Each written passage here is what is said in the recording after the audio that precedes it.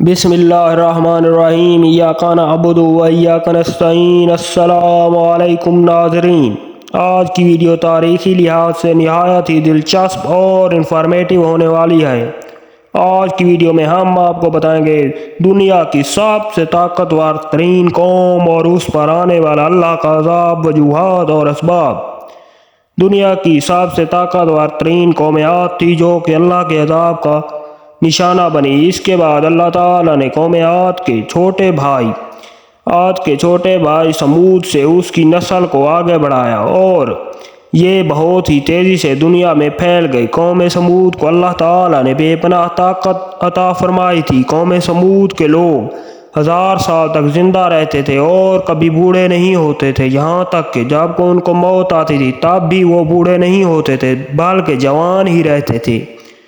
ان کی آنکھوں کی بینائی بھی کمزور نہیں ہوتی تھی۔ اللہ تعالیٰ نے ان کو اتنی طاقت دی تھی کہ وہ بہت ہی لمبی قد کے تھے، اور اگر وہ ان کے مرد عورت کے ساتھ ایک مرتبہ ہم بستری کر لیتے تو وہ حاملہ ہو جاتی۔ اللہ تعالیٰ نے انہیں وہ بے پناہ طاقتیں دی تھی، لیکن یہ قوم بھی دوسری اپنی قوم عاد کی طرح مغرور ہو گئی اور خود کو بہت ہی طاقتور سمجھنے لگی۔ لیکن اللہ تعالیٰ چونکہ سب سے بڑا ہے، اللہ تعالیٰ نے ان کا غرور خاک میں ملا دیا۔ یہ قوم خود کو طاقتور سمجھنے لگی اور اپنے ہی بنائے گئے بتوں کی پوجا کرنے لگی اور خدا کو بھول گئی اور کہتے تھے کہ کون ہے خدا۔ اپنے ہی بنائی گئی قیمتی چیزوں کی پوجا کرنے لگی۔ یہ ایک ایسی قوم تھی جو کہ بہت ہی طاقتور تھی اور اللہ تعالیٰ نے ان کو بے پناہ نعمتوں سے نوازا تھا۔ اللہ تعالیٰ نے ان کی طرف ایک نبی کو مبعوث فرمایا۔ یہ نبی حضرت صالح علیہ السلام تھے اور حضرت صالح علیہ السلام کو اللہ تعالیٰ نے قوم سمود کی طرف مبعوث فرمایا، لیکن قوم سمود چونکہ برائی میں دھنس چکی تھی اور اپنے ہی بنائے گئے بتوں کی پوجا کیا کرتی تھی، انہوں نے حضرت صالح علیہ السلام کو اللہ کا نبی اور برگزیدہ بندہ ماننے سے انکار کر دیا، اور حضرت صالح علیہ السلام کی دعوت کا ان پر کوئی بھی اثر نہیں ہو رہا تھا، اور انہوں نے اس قوم کے چند بزرگ نے حضرت صالح علیہ السلام سے کہا کہ پچھلے جتنے بھی نبی اور انبیاء تشریف لائے ان میں سے ہر کسی کے پاس کوئی نہ کوئی معجزہ تھا، تم بھی ہمیں کوئی معجزہ دکھاؤ کہ اگر تم اللہ کے واقعی سچے نبی ہو۔ تو انہوں نے حضرت صالح علیہ السلام سے جب معجزہ دریافت کیا تو حضرت صالح علیہ السلام نے فرمایا کہ بولو تمہیں کون سا معجزہ دیکھنا ہے؟ تو اس کے ایک بزرگ نے کہا کہ سامنے جو پہاڑی ہے اس میں سے ایک خوبصورت اونٹنی نکلے جو کہ حاملہ ہو اور آتے ہی بچہ جان دے۔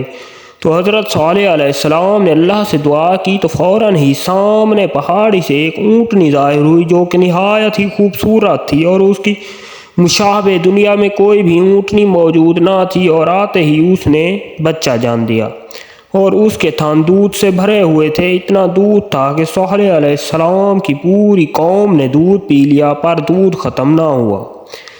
اس قوم کے بزرگوں اور لوگوں نے یہ کہا کہ اے صالح تو جادوگر ہے۔ انہوں نے پھر بھی حضرت صالح کو اللہ کا نبی ماننے سے انکار کر دیا اور کہنے لگے کہ جادوگر ہے، کیونکہ بہت سے لوگ حضرت موسیٰ علیہ السلام کو بھی جادوگر کہا کرتے تھے۔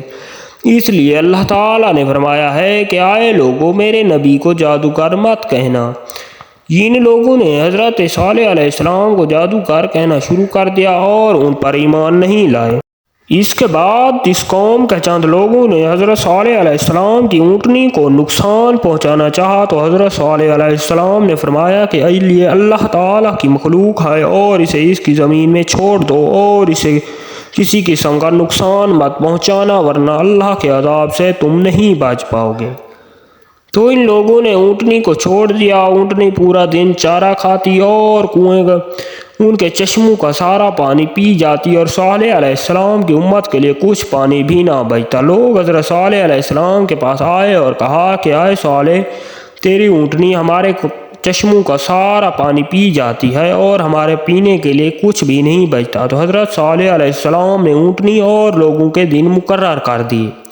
ایک دن لوگ پانی پیتے جبکہ اگلے دن اونٹنی پانی پیتی اور چشموں کا سارا پانی پی جاتی اور اتنا دودھ دیتی کہ کسی سے بھی ختم نہ ہو پاتا۔ کچھ دن تو یہ چلے یہ سلسلہ چلتا رہا اور قوم سمود نے برداشت کیا، لیکن کچھ دنوں بعد انہوں نے اس اونٹنی کو ختم کرنے کا فیصلہ کیا۔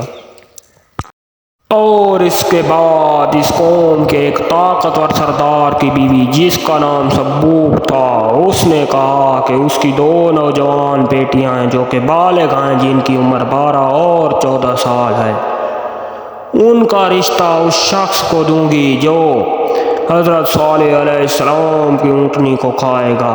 حضرت صالح علیہ السلام کے بیٹے کو سب سے پہلے اس نے یہ لالچ دیا، لیکن چونکہ وہ ایک نیک اور پرہیزگار شخص تھا، اس نے اس کی بات ماننے سے انکار کر دیا، اور اس نے یہ بات پوری قوم میں پھیلا دی کہ جو شخص صالح کی اونٹنی کو کھائے گا وہ اسے اپنی 2 نوجوان بیٹیاں پیش کر دے گی۔ 2 نوجوانوں نے اسی رات حضرت صالح علیہ السلام کے گھر آئے اور حضرت صالح کی اونٹنی کو ذبح کر دیا۔ اس کے بعد لوگوں نے حضرت صالح علیہ السلام پر طنز کرنے لگے اور کہنے لگے، اے صالح، ہم نے تیری اونٹنی کو ذبح کر دیا، کہاں ہے تیرا معاوضہ، کہاں ہے خدا؟ حضرت صالح علیہ السلام انہیں تبلیغ کرتے رہے، لیکن ان کی سمجھ میں نہ آیا۔ اس کے بعد اللہ تعالیٰ نے ان لوگوں پر عذاب طاری کرنے کا فیصلہ کر لیا۔ حضرت صالح علیہ السلام نے کہا کہ تمہارے پاس 3 دن کی مہلت ہے، شراب و شباب میں گزار لو، اس کے بعد خدا کا عذاب آ پہنچے گا۔ لوگوں نے حضرت صالح علیہ السلام کی اس بات کا مذاق اڑانے لگے اور کہنے لگے کہ تم ہی بتا دو کہ ہم یہ 3 دن شراب میں گزاریں یا شباب میں گزاریں۔ حضرت صالح علیہ السلام نے کہا کہ ہنس لو جتنا ہنسنا ہے، وہ گھڑی دور نہیں کہ جب خدا کا عذاب آ پہنچے گا۔ آخرکار وہ دن آ گیا، ان کے چہرے زرد کالے ہو گئے اور یہ ایک دوسرے کے چہرے دیکھ کر ڈرنے لگے اور کہنے لگے، نہ جانے وہ کون سا عذاب ہوگا جو صالح کے خدا لے آئے گا۔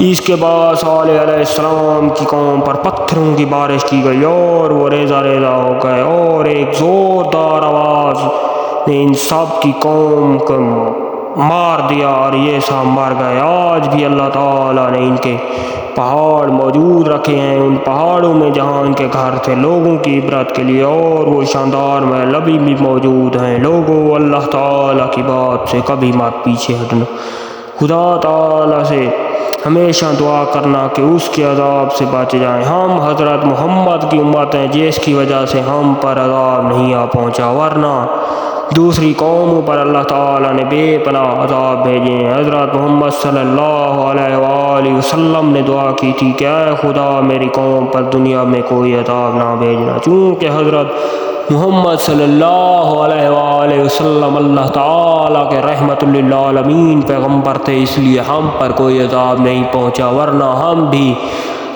اسی سمود قوم کی طرح ہیں، اپنی تنظیم و عرائش میں لگے ہوئے ہیں اور خدا کو بھول چکے ہیں۔ اگر دوستو آپ کو میری ویڈیو پسند آئی ہے تو میرے چینل کو لائک، شیئر تے سبسکرائب کیتی ہو جائے، بڑی تمہاری مہربانی۔